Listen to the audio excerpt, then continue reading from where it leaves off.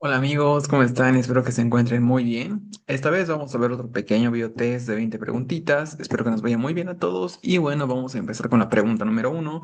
¿Cómo diferenciar una naión de una ion arterítica en el laboratorio? O sea, esto de la neuropatía óptica isquémica, tanto arterítica como no arterítica.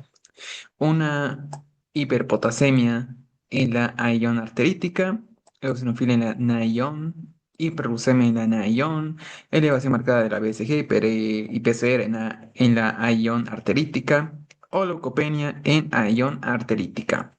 Pregunta que está sencilla, recordemos que en la arterítica es donde encontramos todos los síntomas.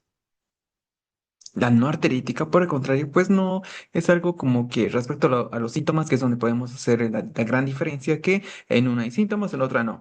Entonces, si seguimos esta lógica, pues si tenemos síntomas, tendremos que no hipercalemia como tal, no es raro, sinofilia. Eosinofilia no sé, si viene por un Churg-Strauss tal vez de base, pero en este caso no tenemos nada de ello, es una pregunta cerrada, directa y hiperuricemia, ¿no? Leucopenia, pues leucocitosis quizás podría haber algo, sí, puede coexistir, pero lo correcto es pensar en una elevación marcada de la BCG, PRN, en esa ion arterítica, porque recordemos que vamos a tener esto de la claudicación mandibular, eh, esta arteritis de la temporal que va a venir con cefalea también, pues. Y vamos a marcar la alternativa D. Estamos en lo correcto, esta neuropatía óptica isquémica anterior arterítica. Secundaria, arteritis celular gigante, se caracteriza por la elevación marcada de la velocidad de BCG, PCR, indicadores de la inflamación sistémica. ¿Por qué? Porque va a dar síntomas. Eso es lo correcto. En la no arterítica, pues los niveles van a ser normales porque no hay síntomas. Yo les recomendaría saber esta pequeña diferencia que entre ambos, pues porque sigue una lógica que va de manera progresiva respecto a síntomas, cómo van a ser los exámenes de laboratorio y posteriormente, pues ya esto conlleva mucho al tratamiento. Vamos a la pregunta 2. Un hombre de 45 años sin antecedentes mórbidos consulta por dificultad progresiva para conducir, refiriendo que no ve los autos que vienen por lados y que ha sufrido varios roces vehiculares menores en el último mes. Al examen físico se constata una agudeza visual 20 de 20 en ambos ojos. El estudio de confrontación de campos visuales sugiere una pérdida de visión en sectores temporales de ambos ojos. ¿Cuál estructura anatómica está afectada? Y el diagnóstico más probable será la corteza occipital por un tumor, nervio óptico derecho por glaucoma, radiaciones ópticas por un absceso cerebral, quiasma óptico por macroadenoma hipoficiario o cintilla óptica izquierda por un accidente cerebrovascular isquémico. Bien, acá dato clave es este estudio de campos visuales donde nos dice pérdida de visión de los sectores temporales de ambos ojos, o sea, bitemporal. Ambos ojos, pérdida temporal que se refiere a bueno, que podemos tener un ojo, el otro ojo, a esta área. Tararara, tararara. Entonces, pues ya sabemos más o menos de qué se trata eso. Recuerden que es el óvulo, la cintilla, el quiasma, acá es donde hay esta decusación, y finalmente el nervio. El nervio, lo típico es que venga con ceguera de un solo ojo, algo de dolor, pues que también influye mucho esto del fono de ojos si es posterior. Un caso muy raro, pero que se puede dar y que ya le dimos en una preguntita, pero esto no está de un solo ojo y también con dolor, no es de ambos ojos, descartada. Tenemos alguna de nervios, sí, descartada. ¿Qué sigue? El quiasma. El quiasma pues es el área donde se decusan, entonces si se decusan vamos a tener por lo general, ya que acá es de la cintilla, la decusación, cintilla, decusación, será una hemianopsia. Y esta hemianopsia es justamente bitemporal, clásico de adenomas, microadenomas. Probablemente esa sea la correcta. Luego tenemos la cintilla. La cintilla pues también trae una hemianopsia, pero no es una hemianopsia homóloga, porque se pierde la mitad del campo visual, pero iguales. O sea, acá tenemos el ojito, acá es la mitad, tararara, otro ojo, la mitad, tararara. Van a ir al mismo campo sea homónima contralateral. Por ejemplo, si acá creo que tenemos un ejemplo, aquí está. La cintilla de izquierda pues va a ser en la derecha, la pérdida. Una hemianopsia homónoma, pero contralateral. O sea, si es izquierdo va a ir a la derecha, ambos ojos. La pérdida visual va a ser en la derecha. Y lo mismo pasa en el óvulo, donde si hay un problema, tal vez por un tumor, quizás cerebral, pasa absolutamente lo mismo, pero pues acá se puede convertir igual en cuadrantopsias, donde solamente un cuadrante estará afectado. Y eso como generalidades, pues es lo que podemos hablar de acá, sobre toda esta pregunta que es algo un poco confusa, quizás nos puede confundir, pero acá lo correcto, pues ya haciéndolo mucho más fácil, es el quiasma óptico por un macroadenoma, por esto de que es una hemianopsia bitemporal. Entonces la marcamos y estamos en lo correcto. Esta hemianopsia bitemporal manifestada con la pérdida del campo visual lateral, porque es acá, lateral, es un signo característico de compresión del quiasma óptico por un adenoma hipoficiario, macro, micro, más que todo macro. Entonces, en las fibras de la retina nasal se decusan en el quiasma óptico y sí, el quiasma es donde se decusan. Un tumor que crece desde la silla turca como un adenoma hipoficiario, que ejerce compresión mecánica ascendente sobre estas fibras. Pregunta que buenísima para recordar algo de oftalmología. Vamos con la pregunta 3. Un hombre de 68 años con antecedentes de colelitiasis consulta por un cuadro de 2 semanas de evolución caracterizado por ictericia progresiva, coluria, cólera, asociado a un dolor sordo en el hipocondrio derecho y baja de peso. Al examen físico se palpa una vesícula distendida y no dolorosa. Se solicita una ecografía abdominal como estudio inicial, que hallazgo ecográfico confirmaría el origen extrahepático de la colestasis, aumento de cogenicidad del parénquima hepático, esplenomegalia asociada a recanalización de la vena umbilical, presencia de vesícula biliar de paredes engrosadas y esclerotrófica, dilatación de la vía biliar principal o presencia de múltiples imágenes quísticas en el cuerpo del páncreas. Bien, tenemos un paciente que tiene esto de colelitiasis, cuadro de 2 semanas de evolución por ictericia progresiva, coluria, colia, como que ya nos dice un síndrome colestásico de base con dolor sordo en el hipocondrio derecho y baja de peso.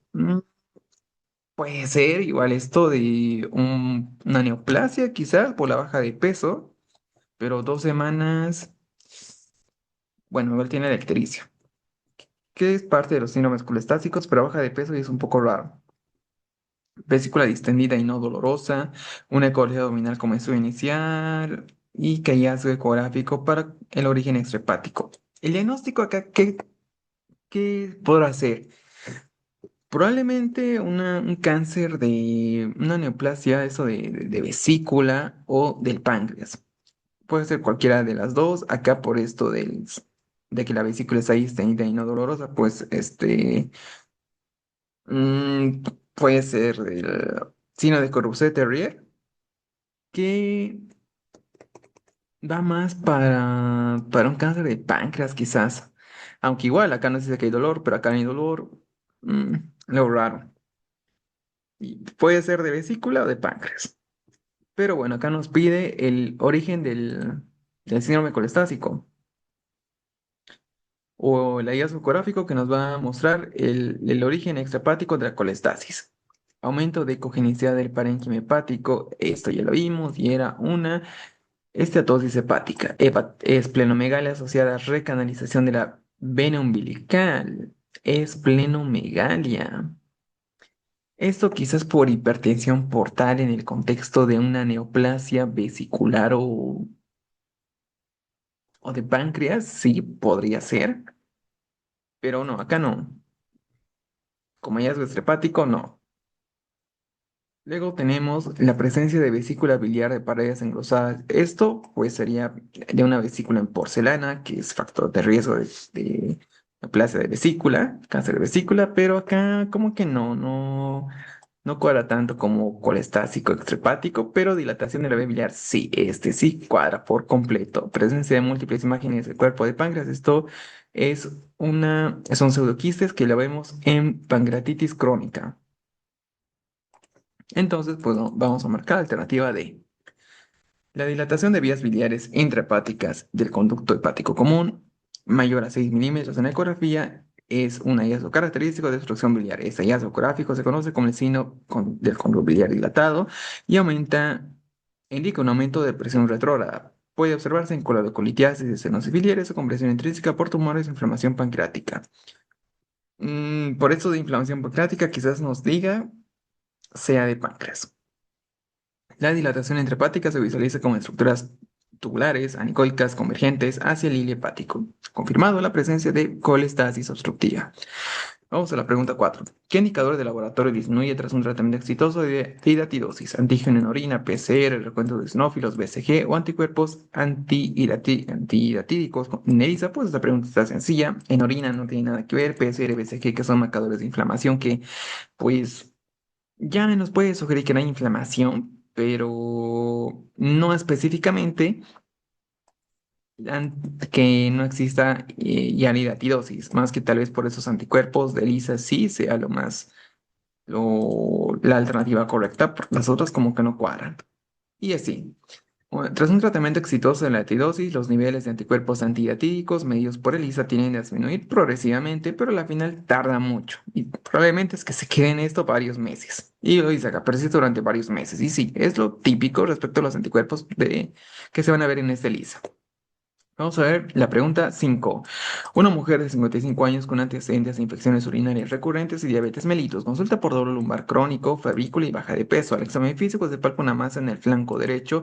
El urocultivo es positivo para Proteus mirabilis. La tomografía computarizada de abdomen muestra un riñón aumentado de tamaño con múltiples áreas hipodensas que reemplazan el parénquima renal, rodeando un cálculo coraliforme central. ¿Cuál es el diagnóstico más probable? Oncocitoma renal, pielonefritis granulomatosa, carcinoma de células renales, absceso renal agudo o tuberculosis renal. Esto como que tiene su trampita para hacerlo fácil. Por Proteus mirabilis y cálculo coraliforme. ¿En cuál de todas estas está más asociada este agente y este coraliforme central? Que sí puede ser asociado con el Proteus mirabilis, pero ¿a cuál alternativa estará más asociada? Ambos. Oncocitoma, pues este es tipo incidentaloma, que es algo benigno que lo encontramos de manera incidental. Tuberculosis renal, pues esta es muy grave, trae destrucción del parénquima renal, leucocituria estéril, también puede existir. Absceso renal agudo, ya lo veríamos en la tomografía. Acá nos recibe una método de volumen, pero pues eso debería tener algo de fluctuaciones. Carcinoma de células renales o pielonefritis granulomatosa, pues podría ser carcinoma de células renales, pero por el antecedente de este cálculo coraliforme más este orocultivo de Proteus mirabilis, muy probablemente será esta pielonefritis santo granulomatosa. Entonces la marcamos y estamos en lo correcto. Nos dice que eso es debido a una obstrucción persistente causada por el cálculo. Las bacterias como el Proteus mirabilis no son eliminadas y generan inflamación de granulomatosa crónica. El parénquima renal es destruido y sustituido por macrófagos cargados de lípidos, los cuales van a ser el xantoma. Xantoma viene de lípidos. Igual vemos esto en santelasma, en dislipidemias severísimas. Este hallazgo intenta fagocitar, o estos macrófagos intentan fagocitar los restos celulares y bacterianos, pero no van a lograr resolver la infección formando masas amarillentas que suelen confundirse macroscópicamente con un tumor. Acá tal vez por eso nos pone estas áreas hipodensas que reemplazan el parénquima renal, pero esto pues ya iba más de la pielonefritis granulomatosa, que puede ser asociado a esto del Proteus mirabilis justamente por esta fisiopatología que ya la vimos. Bien, pregunta compleja, muy compleja. Vamos a la pregunta 6. Paciente de 29 años cursando sepsis grave de origen pulmonar presenta sangrado activo por sitios de punción venosa y hematuria macroscópica. Los exámenes confirman una CID en la coagulación intravascular diseminada con los siguientes valores: plaquetas 18.000, fibrinógeno 65, TP prolongado 2.5 veces mayor al control. Además de iniciar el tratamiento antibiótico empírico, ¿cuál es la conducta terapéutica más adecuada respecto a su coagulopatía? Transfundir concentrado de plaquetas y crioprecipitados para reponer los factores consumidos, administrar vitamina K y ácido tranexámico para detener el sangrado mucoso, mantener una conducta expectante ya que la coagulopatía corregirá solo con el tratamiento de sepsis, o realizar una plasmaféresis de urgencia para eliminar los productos de degradación de la fibrina, o iniciar infusión de heparina no fraccionada para detener la microtrombosis sistémica, la cual es como que sí, microtrombosis sistémica es la fisiopatología más general que podemos encontrar. Pero pues acá la que no es y podemos descartar con total seguridad es la alternativa B. Ácido tranexámico está totalmente contraindicado en una CIT. Otra, pues, mantener cuenta expectante. No, esa coagulación intravascular y diseminada es algo muy grave, ¿no? Porque, incluso, sí está bien que el tratamiento antibiótico o tratar la causa de base es lo primero que debemos pensar, pero en este caso, donde ya se hizo el tratamiento de base, no vamos a esperar, no vamos a hacer una consulta expectante. ¿Por qué? Porque debemos dar algo, las plaquetas están muy disminuidas, fibrinógeno también, el TP que está prolongado. Si tenemos menos de 18.000 plaquetas, pues ¿qué vamos a hacer? Si tenemos un fibrinógeno menos de, bueno, el valor normal es entre 300 o 400, aquí está muy, pero muy bajo, ¿qué vamos a hacer? Y también por el lado del TP. Acá, esto de la heparina, su uso es muy controversial, bastante controversial. En este caso, pues no vamos a usarla, pero aún así hay veces donde sí se la usa, por eso es bastante controversial, porque tenemos sangrado a la final y bueno, es muy controversial. Recuerden que todo esto es por consumo, es de la palabra clave, pues consumo, no hay algo para decir que es una disfunción hepática, donde sí la vitamina K juega un papel importante, no, eso es incorrecto también, por eso vamos a decir que la alternativa B es incorrecta. Y bueno, ya nos quedan dos, plasmaféresis o concentrado de plaquetas y crecipitados, pues en este ámbito, haciendo la balanza entre plaquetas, fibrinógeno y TP, vamos a colocar la alternativa como correcta, porque la C, perdón, la D, esa plasmaféresis igual se puede dar. Pero la plasmaféresis va más para esto del TP prolongado. Ahí sí se lo utiliza. E incluso el manejo, pues, estándar total es esto de las plaquetas, siempre y cuando esté eso menos de 50.000, incluso menos de 20.000 ya se puede dar. Fibrinógeno que esté bastante bajo. Para eso nos sirven los crioprecipitados que ayudan bastante para el fibrinógeno y apoyan de cierta manera las plaquetas y también de la mano plasmaféresis. Pero acá como tenemos dos a uno, se podría decir así, pues lo correcto será la alternativa A, donde pues la marcamos y sí, estamos bien. Nos dice por qué no plasmaféresis. El plasma fresco congelado contiene fibrinógeno, pero en baja concentración para subir el fibrinógeno de un paciente de 65 a un nivel seguro que es mayor a 100. Usando esta plasma fresco congelado se debería pasar varios litros de volumen. El crioprecipitado es un concentrado. 10 unidades de crioprecipitados equivalen en fibrinógeno eh, a mucho más plasma, pero apenas 100 a 200 ml de volumen. O sea, poco volumen, pues con buena efectividad.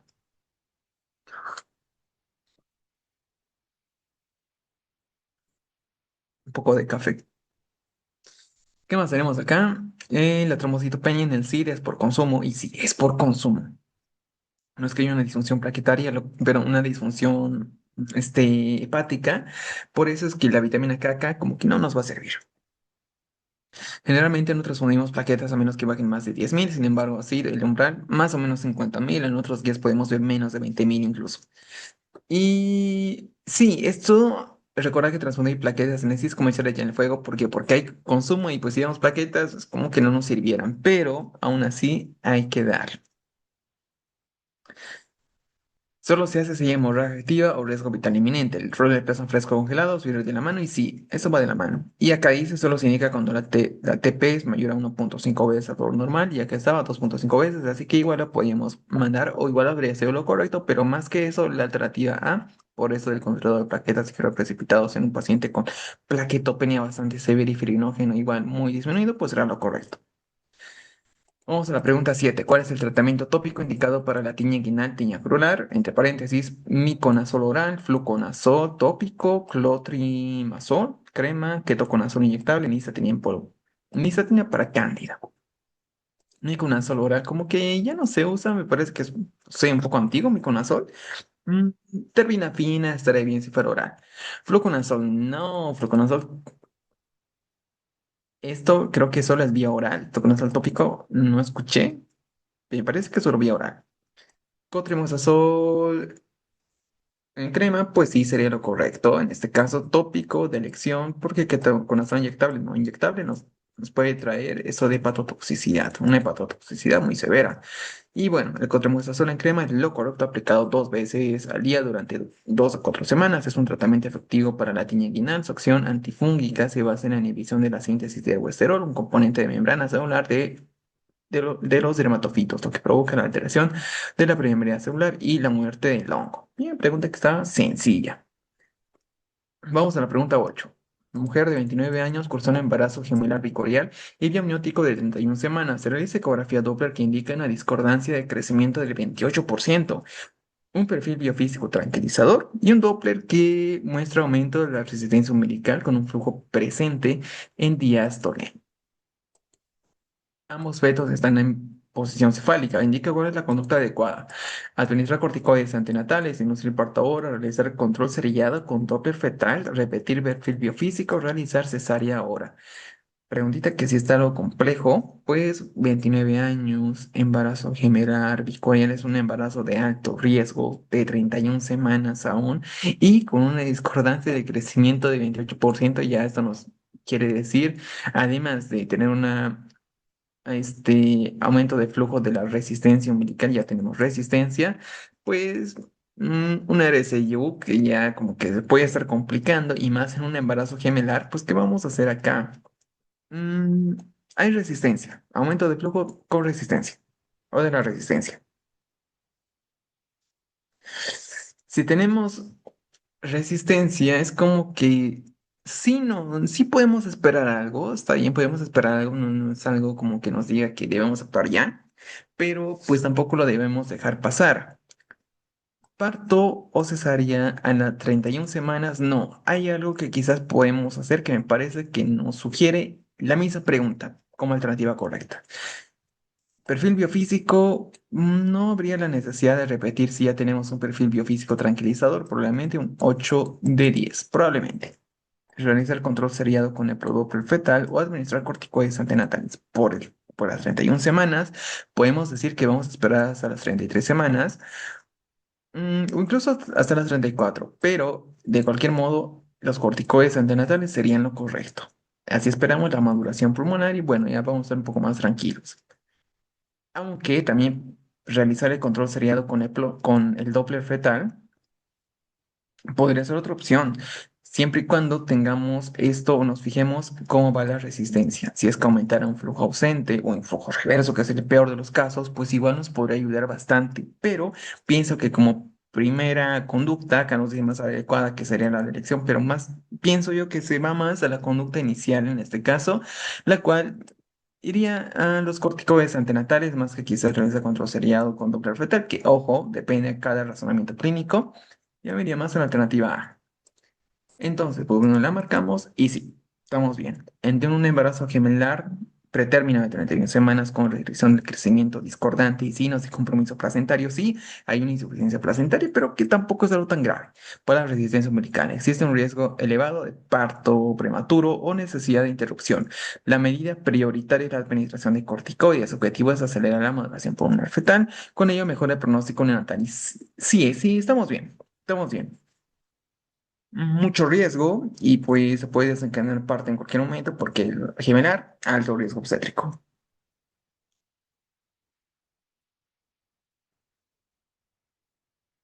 Y más aún con esos datos del Doppler.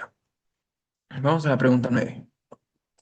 Un paciente de 18 años acude al servicio de urgencias por presentar un sangrado nasal activo por la fosa nasal derecha tras un traumatismo digital leve. El examen físico se observa una epistaxis anterior escasa proveniente del área de Kisselbach plexo. El paciente se encuentra hemodinámicamente estable. ¿Cuál es la medida inicial más adecuada para el manejo de este cuadro? Administrar ácido tranexámico endovenoso y solicitar pruebas de coagulación, realizar compresión digital directa sobre las alas de la nariz durante 10 a 15 minutos, realizar taponamiento nasal anterior inmediato con gas y encuentro antibiótico, aplicar vaselina sólida para favorecer la lubricación o cauterizar el vaso sangrante con nitrato de plata. Pregunta que está sencilla, está muy sencilla. Epistaxis, acá tenemos epistaxis anterior, que, bueno, es algo clásico quizás. y el paciente está bien. Podemos definirlo como una epistaxis leve.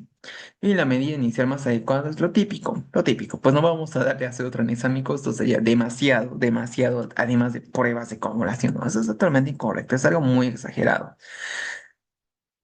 Esto de la vaselina sí nos puede ayudar, pero eso es cuando ya solucionamos el cuadro y podemos aplicar algo de vaselina, pues esto va a hacer que de cierta manera mejore la resequedad o la sequedad o humecte esas costritas que deja pues esta epistaxis. Entonces nos quedan esas tres, donde la primera que vamos a utilizar es la compresión. Esto es lo principal, lo manejo inicial. No, de esta vena inicial, lo primero que vamos a hacer es compresión, luego ya podemos pensar en el taponamiento nasal anterior o en cauterizar el vaso sangrante siempre y cuando veamos el vaso, pero lo inicial siempre es la compresión digital. Estamos en lo correcto, el 90% de las epistaxis son anteriores y si fuera posterior, pues me parece que va a cirugía. La compresión extrínseca mantenida es la maniobra más efectiva para lograr la hemostasia por presión directa sobre los vasos superficiales. Se debe instruir a bueno, esto y la técnica, y esta simple maniobra resuelve la gran mayoría de las distancias leves. Pregunta, buenísima. Vamos a la pregunta 10. ¿Qué signo otoscópico indica perforación timpánica en otitis media aguda supurada, retracción timpánica, vasos sanguíneos prominentes, membrana timpánica engrosada, pero sin orificio, orificio con exudado purulento visible, tímpano bombado intacto? En otitis media aguda supurada. Esta membrana timpánica engrosada, pero sin orificio, puede ser una. No sé, quizás como que una otitis media en resolución, ¿podrá ser? Estos, o incluso puede ser una otitis media con efusión, también puede ser esta, o tal vez la retracción timpánica. Cualquiera de estas dos sí puede ser. Pues la alternativa B, vasos sanguíneos prominentes, esto es lo inicial en otitis media. Y tímpano bombado intacto. Esto sí es parte de la resolución, sí es parte de la resolución, pero acá en una supurada, pues vamos a ver líquido purulento visible, lo típico.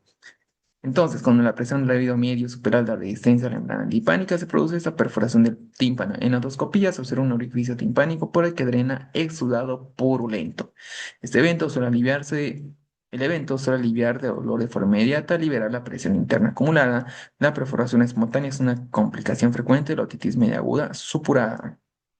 Requiere tratamiento antibiótico adecuado y cuidados locales.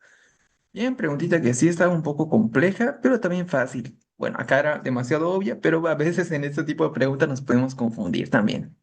Vamos a la pregunta 11. Un hombre de 62 años con antecedentes de hipertensión arterial, un infarto agudo al miocardio de hace 2 años, consulta por disnea de esfuerzos progresiva, que ahora hay mínimos esfuerzos, el examen físico destaca un pulso arterial de amplitud normal, desplazamiento de choque de la punta hacia la izquierda, auscultación a la auscultación y un soplo sistólico de 3/6 en el ápex que se irradia hasta la axila asociado a un tercer ruido.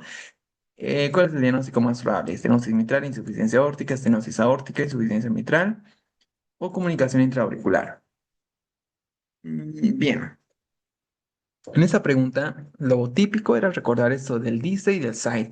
El DICE para la mitral, donde la insuficiencia será dice sistólica. Justamente concuerda con qué? Con ese soplo sistólico. Pero pues no es la única, pues ya que esta va a ser diástole y la estenosis aórtica también será sistólica y la insuficiencia aórtica que no. Entonces, pues ya tenemos las sistólicas y acá, ¿qué más vamos a hacer? De la estenosis aórtica podemos decir que su pulso arterial no es de amplitud normal, ese es el parvus tardus típico. La descartamos. Y sobre la comunicación intraauricular, ¿qué se diferencia respecto al ruido? Acá tenemos un tercer ruido. Y ese tercer ruido no es nada característico de la comunicación intraauricular, porque ese es un segundo ruido, lo cual nos deja con la insuficiencia mitral. Y esto era más para leer sobre la semiología cardíaca, que es importante. En la insuficiencia mitral, la válvula no cierra herméticamente durante la diástole. Esto genera dos consecuencias críticas que se explican en el examen físico: la regurgitación de la aurícula izquierda, como la presión del ventrículo izquierdo es mucho mayor que una aurícula durante la sístole, el soplo mantiene la misma intensidad volumétrica o lo sistólico. Sobrecarga de volumen, las aurículas recibe sangre de las venas pulmonares y además el volumen que acaba de regurgitar en la siguiente diástole, todo el exceso cae en el ventrículo izquierdo. Por eso el choque de punta. Y los puntos semiológicos, la irradiación a la axila, que es debido a la orientación de la válvula; el tercer ruido, que es típico por el llenado del ventrículo rápido. Y bueno, también tenemos el antecedente de infarto, que es una pista etiológica. El infarto puede causar insuficiencia mitral por mecanismos de disfunción o rotura de músculo papilar o remodelación ventricular. Pregunta compleja, muy compleja. Pero era fácil, bien eso del dice y el side, que ya lo vimos en la 1 pregunta, que también cuando ya demos clases, pues vamos a explicar todo eso y es algo que nos ayuda bastante, mucho, mucho, mucho. Vamos a la pregunta 13, muy importante esa.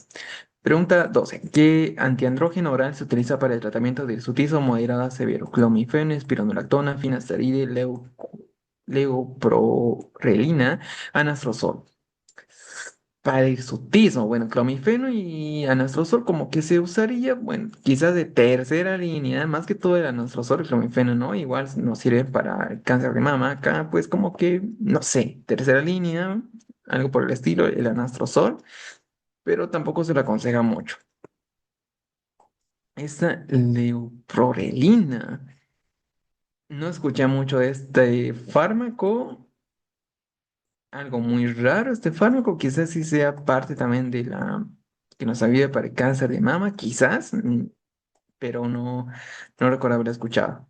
En este caso, pues tampoco es algo que nos sirva para el hirsutismo. Finasterida, pues sí, este es 5-alfa reductasa, pero más va a esto de la alopecia androgénica y también tiene muchos efectos adversos, muchísimos, cosa que quizás como antiandrógeno oral para el tratamiento de hirsutismo, pero moderado, que no es de moderado a severo, pero yo considero que va más a moderado, es la espironolactona, que igual trae sus efectos adversos, pero son menos que la finasterida.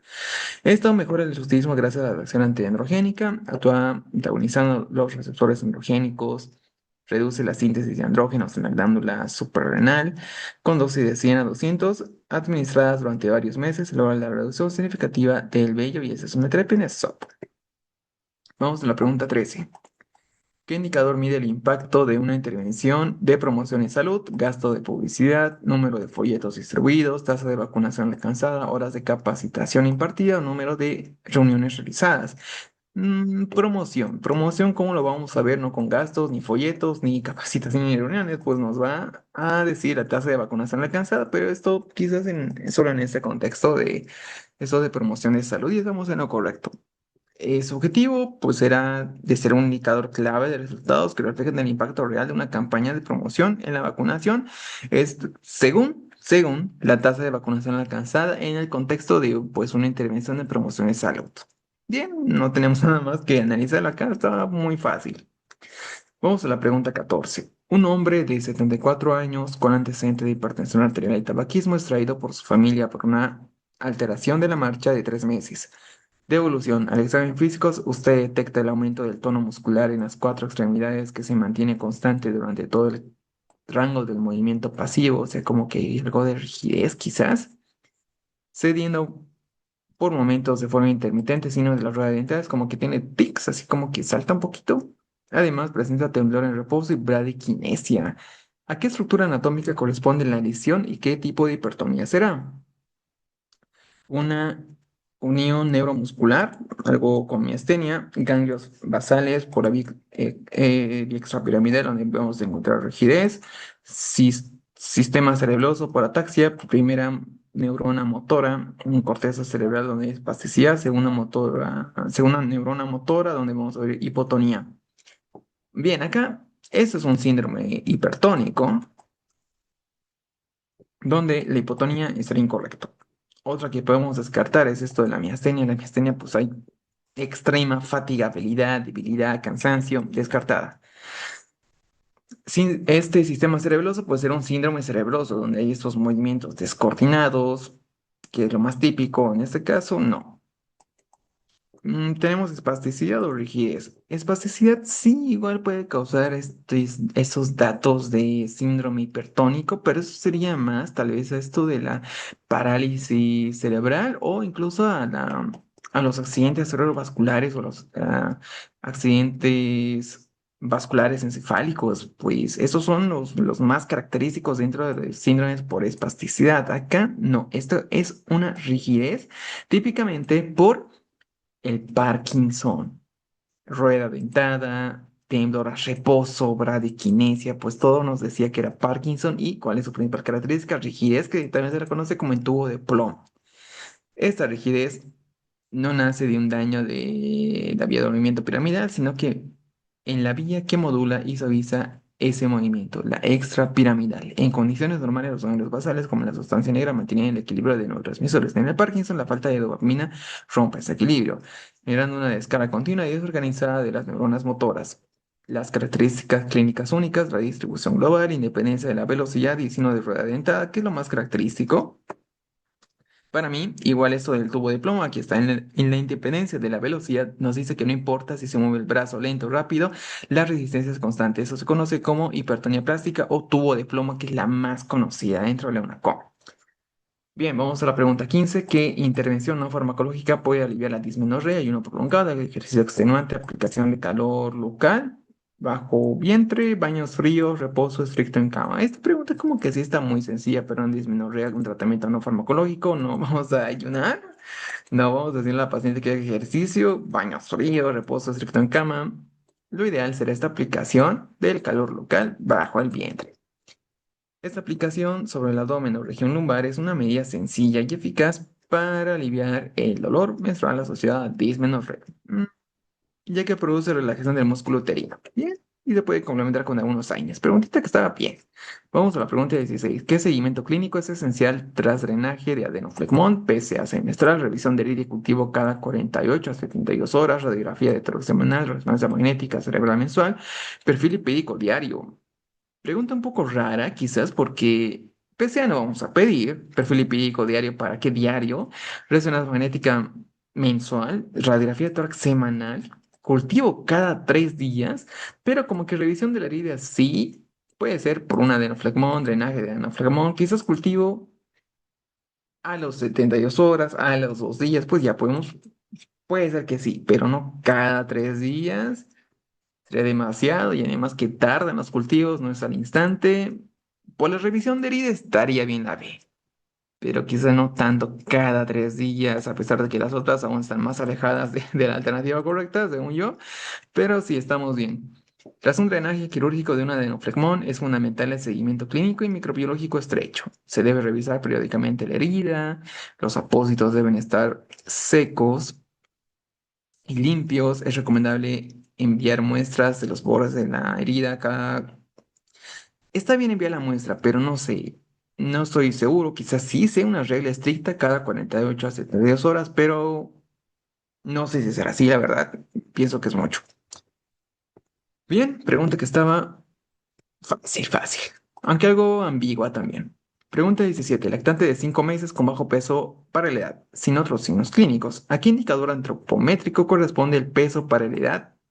C-score de -2,1, desnutrición aguda, severa, desnutrición crónica, normonutrición, obesidad, desnutrición de bajo peso. Bien, primero, peso, paridad, no está ya paridad, entonces desnutrición crónica no es. Esto que esté el C-score -2,1 no nos dice ni normonutrición ni obesidad, porque esos serían datos de 3 más 1 menos 1 o que esté más 1. Entonces, ¿qué es? ¿Una desnutrición aguda severa o desnutrición bajo peso? Pues aguda severa sería -3. Acá, que esté en -2,1, pues ya podemos pensar en esta desnutrición bajo peso, aún, pero esto pues puede complicar en un lactante de 5 meses ya con esto, y como que es un mal inicio. Esta categoría refleja en un problema nutricional que no permite diferenciar en formas agudas o crónicas por sí sola, pero aún así, -3 es ya un poco severo, sí, severo, quizás no tan agudo, pero sí severo. No especifica si la alteración es principalmente por pérdida de peso o por déficit de crecimiento. La clasificación correcta requiere complementar peso para la talla y talla para la edad. El manejo implica muchas causas, realizar monitorización estrecha y diseñar un plan nutricional adaptado es parte de la situación específica, bueno, que lo podemos adaptar dependiendo de la situación específica. Pregunta que sí estaba algo, yo lo veo difícil. La verdad, esta 17 sí, yo lo vi muy difícil, porque pediatría pues es algo complejo. Neonato con desnutrición o con malnutrición es aún más difícil, porque tiene sus percentiles, sus propias tablas, es complejo. Vamos a la pregunta 18. ¿Qué marcador sérico se eleva en hemólisis del HUS,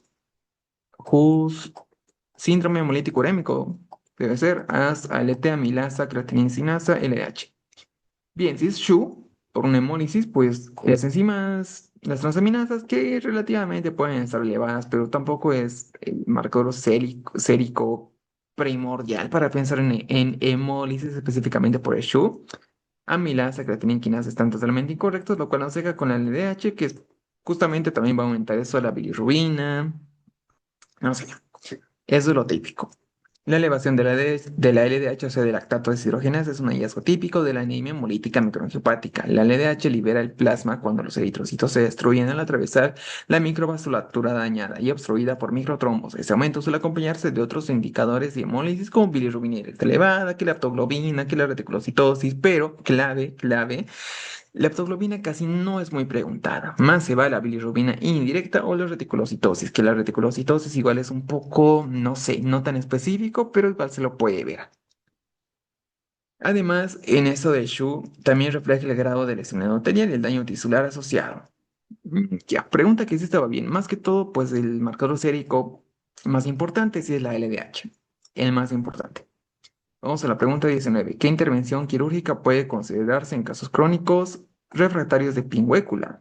Conjuntivoplastía con excisión de la pingüécula, cirugía refractaria láser, dacriosistorrinostomía, esclerotomía o vitrectomía. Esta sí está más compleja. Vitrectomía, esclerotomía, pero a ver, pingüécula, no vamos a sacar la esclera, no vamos a sacar el vitrio, es demasiado, pienso yo. Eso que es para la criocistitis aguda, una crónica refractaria. Cirugía refractiva láser. Uf, láser. Vamos por esta conjuntivoplastia, como que sí, pues es una pingüécula, que la conjuntiva, sí, anatómicamente como que sí podría ser la correcta, y estamos bien. Es un procedimiento quirúrgico destinado a extirpar el tejido conjuntival crónicamente inflamado. ¿Por qué? Porque es crónica refractaria a la medicación. Incluyen estructuras como la pingüécula infectada o irritada. Al eliminar el foco inflamatorio hay una mejoría local significativa de los síntomas oculares y una reducción de recurrencias. Se realiza en casos donde el tratamiento médico pues, no logra controlar la inflamación crónica, restaura la anatomía y la función de la conjuntiva. Pregunta que yo lo veo complejo. Esa sí estaba compleja. Pero bueno, descartando como que ya llegamos de cierta manera a esta conjuntivoplastía, que igual nos podíamos haber equivocado con la alternativa B o alguna de las otras, menos la C. La C esta y estaba sencilla para descartar. Esta sí estaba, no sé, entre la de pediatría o esa, pienso que ambas estaban muy complejas. Vamos a la pregunta 20. Un hombre de 58 años describe episodios de dolor facial unilateral derecho como latigazos que duran pocos segundos. El dolor local se localiza principalmente en la mejilla, el ala de la nariz y el labo superior derecho. Se desencadena al afeitarse en esa zona de la cara. Entre los episodios se encuentra completamente bien. ¿Qué rama del trigémino está principalmente involucrada? Nervio facial, rama maxilar, nervio intermedio, rama mandibular, oftálmica. Esto pues ya lo vimos, una pregunta muy parecida, incluso ya lo hicimos de manera pues un poco más fácil, donde les dije la rama uno 2 3 o la oftálmica, maxilar, mandibular y nosotros colocábamos así para ver más o menos cómo iba el trayecto de cada rama. Y pues acá, haciendo este ejercicio bastante sencillo, simplemente nos queda la mandibular, la cual se va a atravesar, pues, perdón, la maxilar, la cual se va a atravesar el ala de la nariz, labio superior derecho, la mejilla principalmente, y todo eso pues nos habla de una neuralgia del trigémino, claramente. Entonces, el facial no tiene nada que ver, el intermedio tampoco, y siguiendo la rama con este esquema, pues, bastante sencillo, muy didáctico. La mandibular que no cruza por esos lugares anatómicamente, ni tampoco la oftálmica. Vamos a marcar esto. y tampoco la oftálmica, la cual nos deja simplemente con la rama maxilar. Entonces la marcamos y estamos en lo correcto, porque sí, esta estaba sencilla y una pregunta muy, muy bonita, la verdad. Entonces, pues el nervio trigémino tiene tres ramas. El dolor descrito va de la mejilla, la nasal anterior, labio superior, y esto será de la rama maxilar. La oftálmica, nervio frente, cuero cabelludo anterior, párpado superior con el dorso. Recuerden que pusimos esto más o menos así y se ve justamente sus lugares. La mandibular, mandíbula, labio inferior, dientes, parte de la lengua, por eso es que estos incluso cuando hay masticación o al cepillarse los dientes igual duele y quizás al cepillarse los dientes como que sí, si solamente tuviéramos ese dato pues ya se volvería muy compleja esta pregunta porque no sabemos si es de los dientes superiores o inferiores, solamente nos dice lavarse los dientes y ya nos podemos confundir si puede ser maxilar, maxilar o mandibular. Pero igual nos tendría que dar otros datitos. Entonces, pues sí, pregunta que estaba buenísima. El nervio facial es motor de la expresión facial y el nervio glosofaringeo produce dolor faríngeo o lingual. Bien, pregunta buenísima. Esta pregunta 20 sí estaba muy, pero muy didáctica. Y bueno, ya terminamos las 20 preguntas de hoy. Estoy bastante seguro de que absolutamente todos van a tener una nota de 18, 19, porque, bueno, quizás un poco menos, porque acá había unas preguntas muy complejas. Había tanto las preguntas que eran estas largas, que sí estaban difíciles, e incluso estas cortitas, muy cerradas, pero también que estaban complejas. No sé ustedes, pero para mí esas dos preguntas que estaban muy, muy cortitas eran las más complejas de todo este biotest. En fin, que les vaya muy bien. Nos vemos en otro biotest y sigamos.